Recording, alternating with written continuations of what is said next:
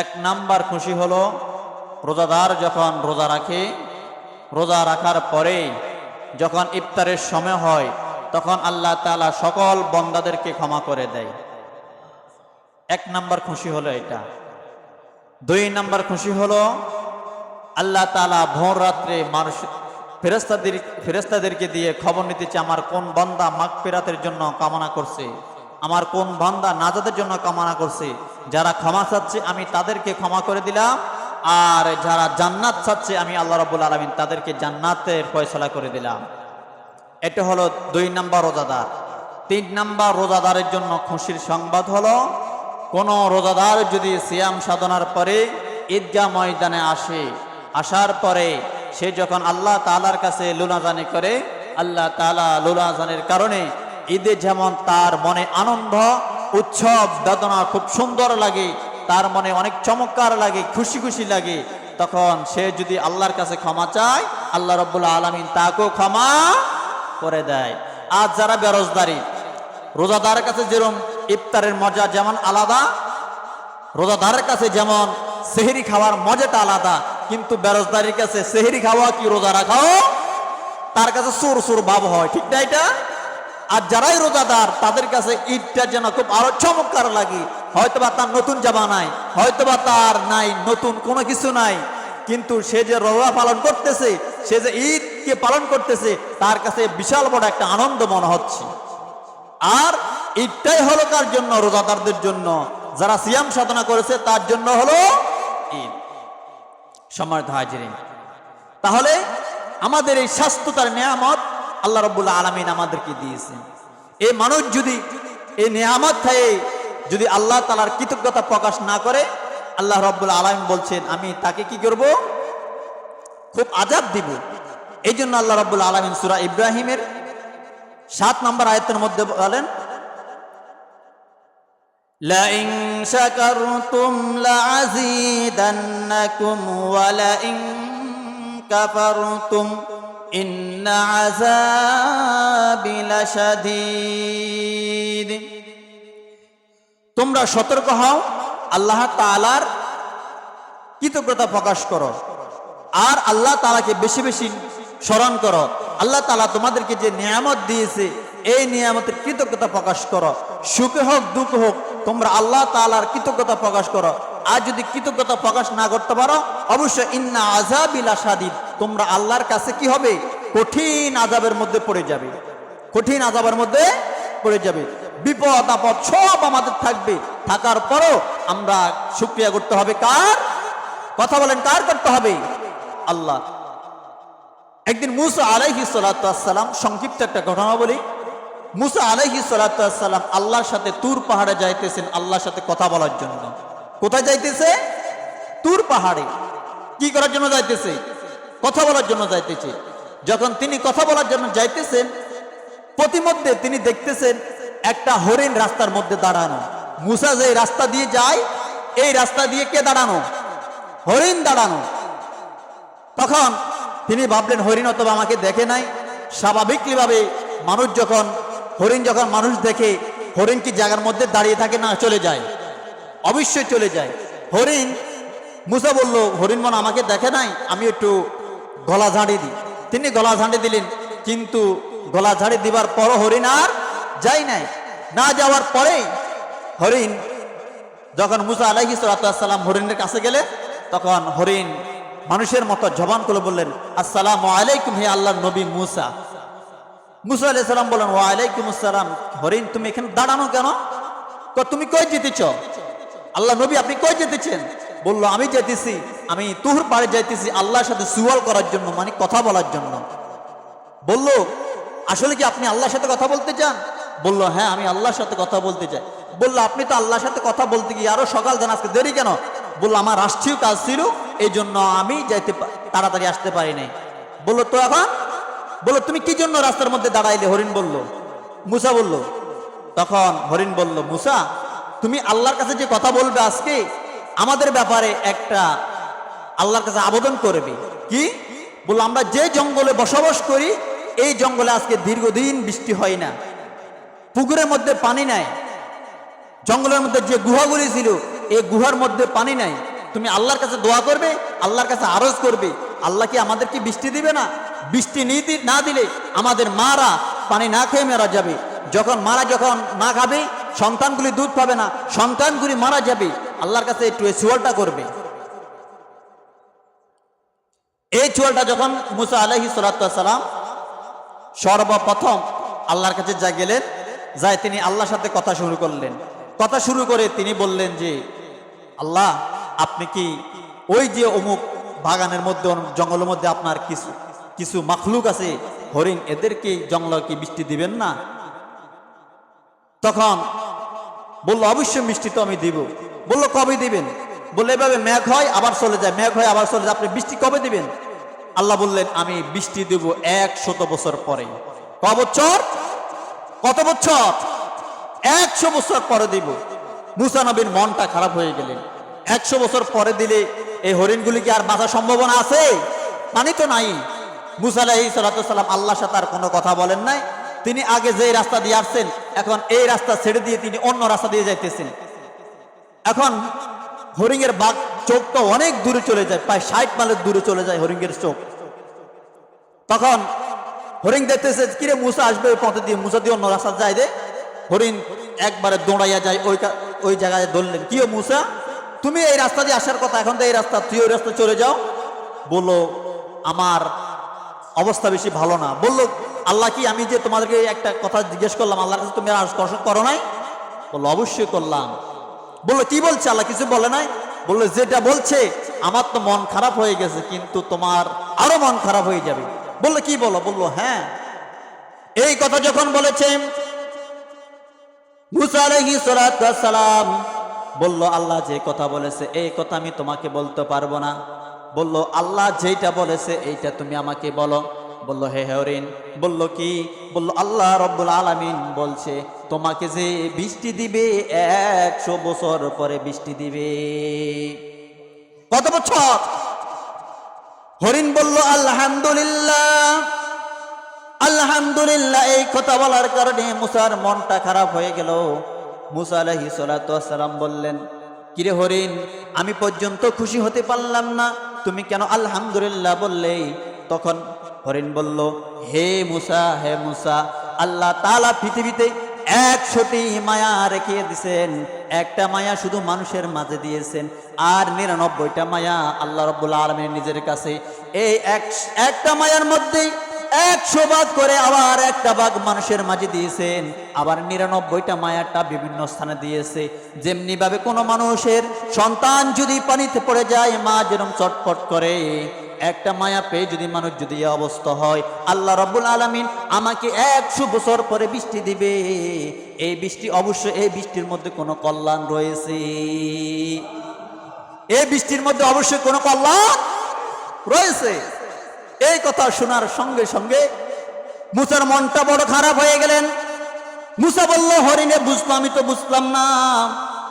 মুসা বাড়ির দিকে চলে গেলেন, হরিণও জঙ্গলের দিকে যাইতেছে। মুসা আলাইহিস সালাম বাড়ির মধ্যে না যাইতে যাইতে উত্তর পশ্চিমে কালো মেঘ হয়ে ঠান্ডা বাতাস দিয়ে আল্লাহ রাব্বুল আলামিন বৃষ্টির ফয়সালা করে দিলেন। মিকাইল আলাইহিস সালাম বললেন, ও আল্লাহ রাব্বুল আলামিন, আপনি তো ওই জনপদের মধ্যে 100 বছর পরে বৃষ্টির কথা হবার কথা ছিল, আপনি কেন বৃষ্টির কথা বললেন? তখন আল্লাহ রাব্বুল আলামিন বললেন, হে মুসা, তুমি দেখো নাই? মুসা আল্লাহ বললেন, হে ইসরাফিল, তুমি কি দেখো নাই? হে মুসা আলাইহিস সালামের কাছে হরিণ যখন বলছে 100 বছর পরে বৃষ্টি হবে, তখন হরিণ বলছে কি? বলল, আলহামদুলিল্লাহ, ওই মাখলুক আমার প্রশংসা করার কারণে আমি 100 বছরের বৃষ্টিটা, আমি 100 বছর পরের বৃষ্টিটা আমি 100 বছর আগে নিয়ে আসলাম। এখন আমরা কত সুখে রইলাম, আমরা কত নাজ নিয়ামত পেয়েছি। আমাদের ডাইনে নদীর কূলে খালের পাশে ঘাসগুলি, নারিকেল গাছ, সুপারি গাছ, খেজুর গাছ। নারিকেল গাছের মধ্যে কি মিষ্টি পানি, খেজুর গাছের মধ্যে কি রস দেয়, এবং সুপারি গাছের মধ্যে বিভিন্ন ফল, এবং কাঁঠাল গাছের মধ্যে খোসার ভিতরে যে মিষ্টি ফলগুলি, আম গাছের মধ্যে যেভাবে আম দিয়ে মিষ্টি দিয়েছেন, আমরা এই নাজ নিয়ামতকে আমরা আল্লাহর শুকরিয়া জ্ঞাপন করতে পারি না। আল্লাহ তাআলা আমাদেরকে যে শরীরের স্ট্রাকচার দিয়েন, এই শরীরের স্ট্রাকচার আমরা আল্লাহ তাআলার নিয়ামতের শুকরিয়া আদায় করতে পারি না। এই জন্য আজকে আমরা জাতির অধপতন হয়ে গেলাম। ঠিক না এটা? কথাটা কি ঠিক? তাহলে আমরা যদি হরিণ বুঝতো যে আল্লাহর নিয়ামত, আল্লাহর প্রশংসা যদি আমি করি, আল্লাহ তাআলা আমাকে অবশ্যই নিয়ামত দান করবে। এখন আমরা নিয়ামতের শুকরিয়া আদায় করতে পারি না, এই জন্য আল্লাহ তাআলা আমাদেরকে পরিপূর্ণ নিয়ামতও দেয় না। আজকে আমার আলোচনার বিষয় হলো, আল্লাহকে ভয় করলে আল্লাহ তাআলা তাদেরকে সাহায্য করা ওয়াজিব হয়ে যায়। যে ব্যক্তি আল্লাহকে ভয় করবে, আল্লাহ রাব্বুল আলামিন তার উপরে সাহায্য কি হয়ে যায়? ওয়াজিব হয়ে যায়। আপনি যদি আল্লাহ তাআলাকে ভয় করেন, আল্লাহ আপনাকে জান্নাত দিতে অবশ্যই বাধ্য হয়ে যাবে। আপনি যদি আল্লাহকে ভয় করেন, আল্লাহ আপনাকে বিপদ থেকে উদ্ধার করতে তার উপর ওয়াজিব হয়ে যাবে। আপনি যদি আল্লাহর দিকে হেঁটে হেঁটে যান, আল্লাহ তাআলা আপনার কাছে কুদে আসবে। আর আপনি যদি আল্লাহর কাছে কুদে যান, আল্লাহ তাআলা কুদরতি দিয়ে আপনার কাছে অটোমেটিকলি ভাবে চলে আসবেন। সুবহানাল্লাহ। তাহলে আজকে আমাদের আলোচনার বিষয় হলো, আল্লাহকে ভয় করলে আল্লাহ তাআলা তাদের উপর সাহায্য ওয়াজিব হয়ে যায়। আমরা সবাই কি আল্লাহকে ভয় করি? কথা বলেন, সবাই কি ভয় করি? আমার মনে হয় না আল্লাহকে আমরা ভয় করি। বিপদ আসলে আমরা তো আল্লাহকে আর ভয় করি না। বিপদ আসলে আমরা নেতার কাছে খুঁজি, বিপদ আসলে আমরা পীরের কাছে চলে যাই। নিয়ম হচ্ছে, ভয় হলে নামাজের মোস্তায় দাঁড়িয়ে যাও। যখন আল্লাহ নবী যখন যুদ্ধের জন্য তৈরি হয়ে যেতেন, যখন আল্লাহ নবী যখন কোনো শত্রু মোকাবিলা করতেন, কারো নেতার কাছে যেতেন না, কারো কাছে তিনি নেতৃত্বের বুদ্ধি পরামর্শ চাইতেন না। তিনি নামাজে দাঁড়িয়ে আল্লাহর কাছে সাহায্য চাইয়ে তিনি নেতৃত্বের জায়গাটা আল্লাহর কাছ থেকে তুলে নিতেন। এইটা হলো আল্লাহ নবীদের মর্যাদা। আর আমাদের মর্যাদা হলো, আমাদের কেরামতি হলো, আমরা যখন বিপদে পড়ে যাই, আমরা চলে যাই নেতার কাছে, যে নেতা আমি তো বিপদে পড়ে গেলাম, আমাকে তাড়াতাড়ি উদ্ধার করেন। আমার স্ত্রী অসুস্থ, আমরা খবর দিয়ে আগে হাসপাতাল, কোন হাসপাতালে ডাক্তার ভালো আছে। আমরা আল্লাহর সাথে তো কথা বলি না। যদি আল্লাহর সাথে কথা বলতাম, আল্লাহ আমাদেরকে এত বড় বড় রোগ দিতেন না। দেখেন অনেক বড় বড় আল্লাহর ওলিদের তেমন অসুস্থ তেমন হয় না, তারা আল্লাহর কাছ থেকে চেয়ে নেয়। এই জন্য আল্লাহ রাব্বুল আলামিন সূরা আলে ইমরানের 108 নম্বর আয়াতের মধ্যে বলেন, লাকিনিল্লাযীনা তাকাউ রাব্বাহুম লাহুম জান্নাতুন তাজরি মিন তাহতিহাল আনহার খালিদিনা ফিহা নুজুলাম মিন ইনদিল্লাহ। যারা নিজেদের রবকে ভয় করে, নিজের রবের বিধান অনুযায়ী চলে, আল্লাহ রাব্বুল আলামিন বলেন, আমি তাদের জন্য এমন এক বাগান সাজিয়ে রেখেছি। দুনিয়ার ভয় করার কারণে আমি আল্লাহ রাব্বুল আলামিন জান্নাতুন তাজরি মিন তাহতিহাল আনহার খালিদিনা ফিহা নুজুলাম মিন ইনদিল্লাহ। আমি আল্লাহ রাব্বুল আলামিন এমন এক বাগানের মধ্যে তাকে রেখে দিব, যেই বাগানের মধ্যে অশেষ নিয়ামত রয়েছে। এখন সে বলবে বাগানের মধ্যে থাকবে নুজুলাম মিন ইনদিল্লাহ। দুনিয়ার জমিনে তারা খুব গরিব ছিল, গরিব থাকার কারণে তারা মনে চাইছিল আঙ্কুল ফল খাওয়ার জন্য, খাইতে পারে নাই। তারা চাইছিল হরিণের গোশত খাওয়ার জন্য, কিন্তু পারে নাই, টাকার অভাবে পারে নাই। তারা দুনিয়ার জমিনে চাইছিল গরুর কলজা খাওয়ার জন্য, তারা চাইছিল একটু ঘোরার জন্য মক্কা মদিনা যাবে, তারা একটু চাইছিল ঘোরার জন্য কক্সবাজার যাবে, কিন্তু টাকার কারণে পারে নাই। আল্লাহ রাব্বুল আলামিন বলেন, নুজুলাম মিন ইনদিল্লাহ। আমি আল্লাহ রাব্বুল আলামিন এমন একজন রব, আমি এমন এক জান্নাতে রাখবো, এমন এক জান্নাতের মধ্যে তোমাকে খাবারের ব্যবস্থা করে দিব, যে জান্নাতের মধ্যে শুধু তুমি কল্পনা করবে, আল্লাহ রাব্বুল আলামিন তোমাকে অটোমেটিকলি ভাবে খাওয়াইয়া দিবে। আরেকজন বলেন না সুবহানাল্লাহ। দুনিয়ার জীবনে টাকা না থাকার কারণে মনে অনেক কিছু চায়, কিন্তু পারেন না। জান্নাতে শুধু কল্পনা করবে, কল্পনা করার কারণে আল্লাহ রাব্বুল আলামিন অটোমেটিকলি ভাবে আপনার জিহ্বার মধ্যে স্বাদটা দিয়ে দিবে। এটা সে বড় কিছু আমাদের পাওয়ার আছে? আর কোনো কিছু পাওয়ার নাই। এটা কাদের জন্য? ওয়া মা বিল্লাহি খায়রুল লিল আবরার, যারা দুনিয়ার জমিনে বলে আমার রব আল্লাহ। আমাদের রব কে? কথা বলেন, রব কে? রব আল্লাহ। রব যারা স্বীকার করবে আল্লাহ রাব্বুল আলামিন তাদের জন্য খাওয়ার ব্যবস্থা করেছেন। আল্লাহ রাব্বুল আলামিন সূরা মাইদার মধ্যে বলেন, ইয়া আইয়ুহাল্লাযীনা আমানুত্তাকুল্লাহ ওয়াবতাগু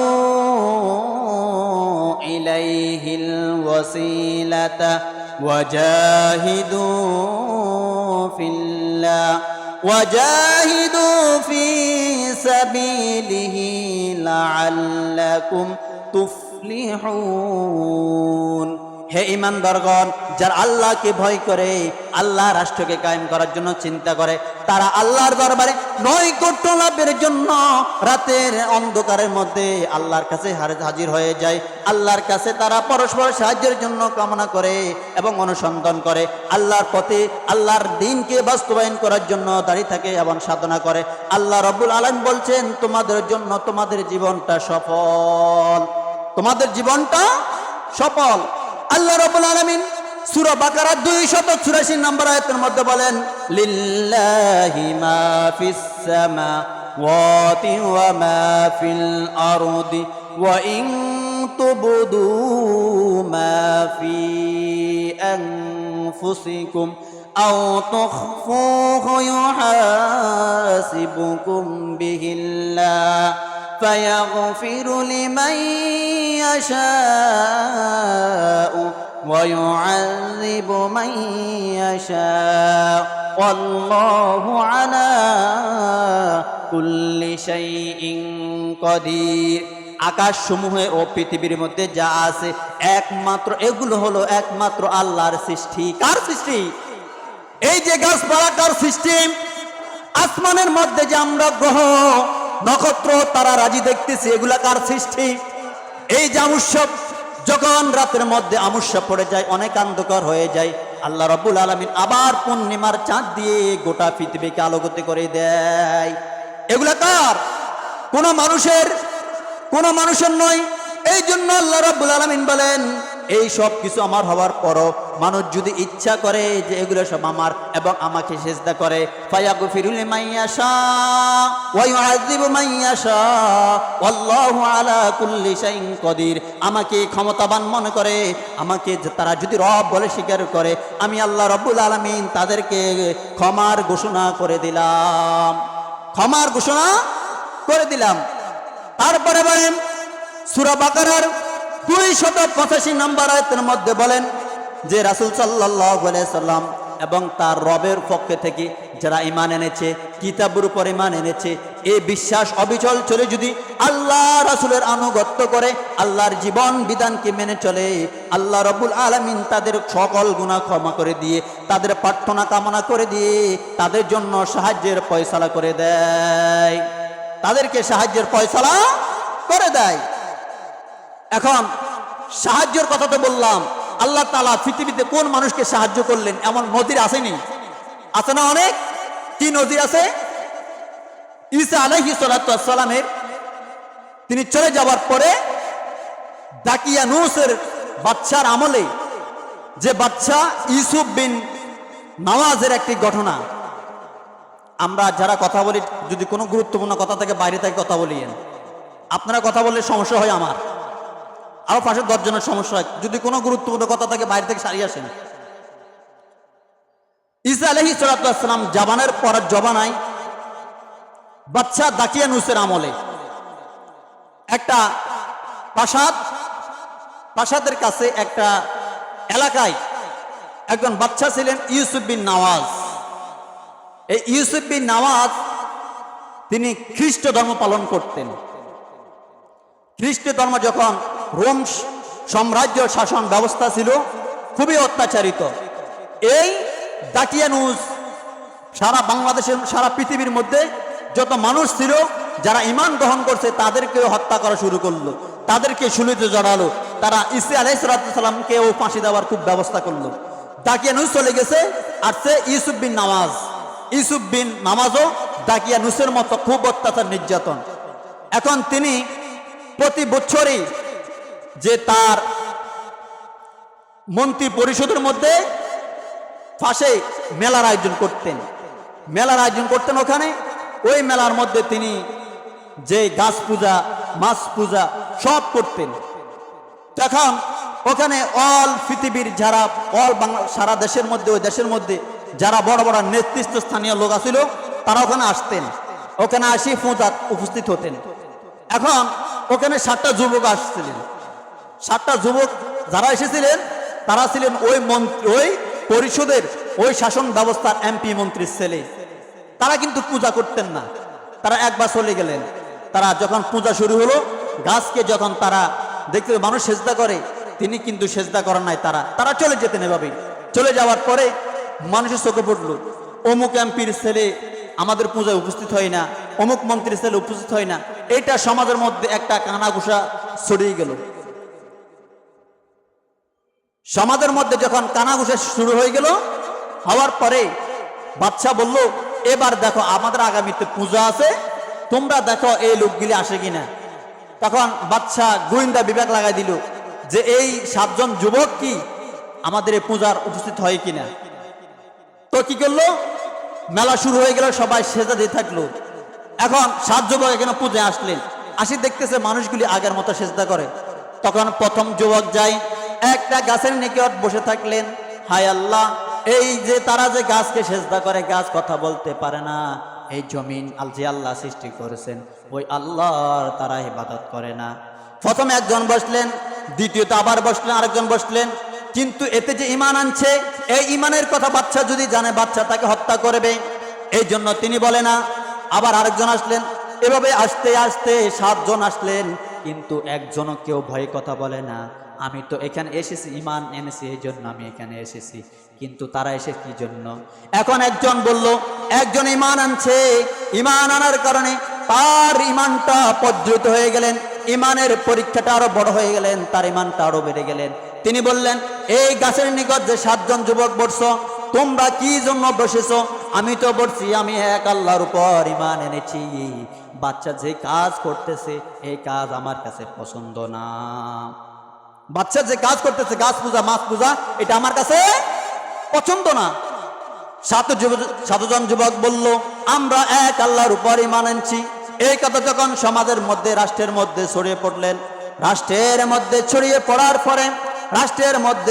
পড়ার পরে এখন তারা বাদশা বলল, শুনো, তার বাবাদেরকে, মন্ত্রীদেরকে বললেন, তোমরা তোমাদের সন্তানকে ইসলামে আমাদের পথে আনো, নতবা তোমাদের সন্তানদেরকে আমরা হত্যা করব। ওই মন্ত্রীরা তার নিজের গদি বাঁচানোর জন্য, তার সম্পদ বাঁচানোর জন্য সন্তানদেরকে ত্যায্য করে দিলেন। এইটাও বহু আমাদের এই আমলও ছিল। যারা ইসলামী আন্দোলন করেছিল তাদেরকে বাবারা অনেক সময় নিজের বাবা সন্তানকে ধরাই দিছে, এমন বহু ঘটনা আছে। শুধু ইসলামী আন্দোলন করার কারণে নিজের আপন ভাইকে ধরাই দিছে পুলিশের হাতে, শুধু ইসলামী আন্দোলন করার কারণে। তাহলে বোঝা গেল, ইসলামী আন্দোলন করতে গেলে আপনার বাবা আপনাকে অত্যাচারিত করবে, ঘর থেকে বাইর করে দিবে। নিজের বাবারা কি করে দিল? ত্যায্য করে দিল। ত্যায্য করে দেওয়ার পরে বাদশা বললেন, এরা তো আগামী দিনের প্রজন্মের নেতৃত্ব দিবে, আমি তাদেরকে একটু ডাকি।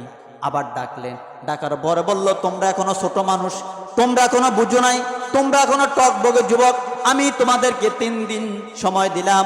এই 3 দিনের মধ্যে তোমরা যদি ঈমান আনো, ঈমান যদি তরফ করো, তাহলে আমি তোমাদেরকে রাষ্ট্রের মধ্যে ভালো একটা মর্যাদা দিব। আর যদি ঈমান না আনো, আমি তোমাদেরকে শুলিতে জড়াবো।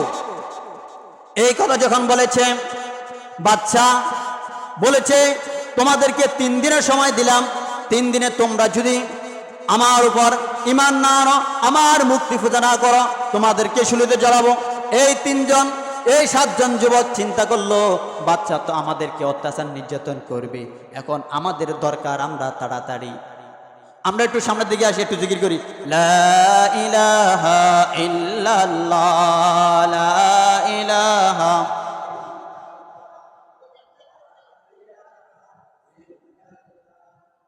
হুজুর, লা ইলাহা লা ইলাহা লা ইলাহা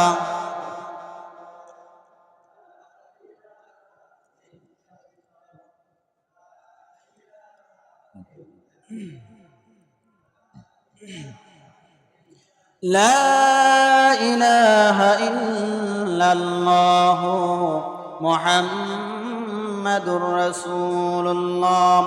বাদশা বলে উঠল, তোমরা যদি 3 দিনের মধ্যে ঈমান না আনো আমি তোমাদেরকে শুলিতে জড়াবো। ওই 7 জন যুবক ওই রাতের মধ্যে এক জায়গায় গিয়ে শপথবদ্ধ করলো, আমরা আর আমাদের এই শহরে আর থাকবো না, আমরা অন্য দেশে চলে যাব। বলল তাহলে চলো। তারা রাতের বেলায় অন্য দেশের মধ্যে অন্য জেলার মধ্যে আগমন হলেন। আগমন হওয়ার পরে একটা কুকুর তাদের পিছনে পিছনে হাঁটা শুরু করলো। স্বাভাবিকভাবে কুকুর যখন কোনো মানুষ দেখে তাদেরকে অত্যাচার নির্যাতন করার জন্য যখন কোনো মানুষ রাত্রেবেলা দেখে তখন কুকুরে তাদেরকে সাবধান করে দেয়। যুবকগুলি এভাবে হাঁটতে হাঁটতে 3 দিন হাঁটতেন। হাঁটার পরে যখন 4 দিন হয়ে যাবে, বাচ্চার তল্লাশি শুরু হয়ে গেল। এই যুবকগুলি তাদেরকে খোঁজ করো, তারা তো আমার কাছে মাথা নত করে নাই, তাদেরকে ফাঁসি দিতে হবে। এই যুবকগুলি রাতের আধারে আবার হাঁটা শুরু করলো। ও যখন কুকুর আবার হাঁটতেছিলেন, হাঁটার কারণে প্রথম যুবক কুকুরকে একটা পাথর মারলেন। পাথর মারার কারণে কুকুর আর কোনো কথা বলে না। আবার পাথর মারলেন। পাথর মারার কারণে কুকুর কোনো কথা বলে না, কুকুর আবার পিছে যায়। আরেকটা পাথর মারার কারণে কুকুরের পাটা ভেঙে গেল। পা ভেঙে যাওয়ার কারণে কুকুর বলল, হে যুবক, তুমি আমাদেরকে শত্রু ভাবতেছ, আসলে আমি তোমার কোনো শত্রু নয়, আমি তো হলাম তোমার আপন, আমি তোমার কাছে আপন। কারণ আমি কুকুর যেটা দেখি, কিন্তু তোমরা সেই যুবক সেটা দেখো না। তখন যুবকরা বলল, তুমি কি দেখো? বলল, আমার চোখে আল্লাহ রাব্বুল আলামিন এত পাওয়ার দিয়েছেন আমাকে 60 মাইল দূরত্ব দেখার জন্য। সেই আল্লাহ রাব্বুল আলামিন ক্ষমতা দিয়েছে। আমিও এই জালিমের দেশে আর থাকতাম চাই না, আমিও তোমাদের সঙ্গে যেতে চাই। বলল, তাহলে কি করার? বলল, আমি 60 মাইল পর্যন্ত দেখি কোন দিক থেকে কে আসতেছে, জালিমেরা কোন দিক থেকে আসবে, কোন দিক থেকে আসবে না। তোমরা যদি আমাকে সঙ্গে নিয়ে চলো, তোমাদের কোনো ভয় হবে না। তখন ওই 7 যুবক কুকুরটাকে কাঁধে নিয়ে একটা দেশের মধ্যে চলে গেলেন। কুকুরে যেভাবে লোকেশন দেন, এই লোকেশন অনুযায়ী চলে গেলেন।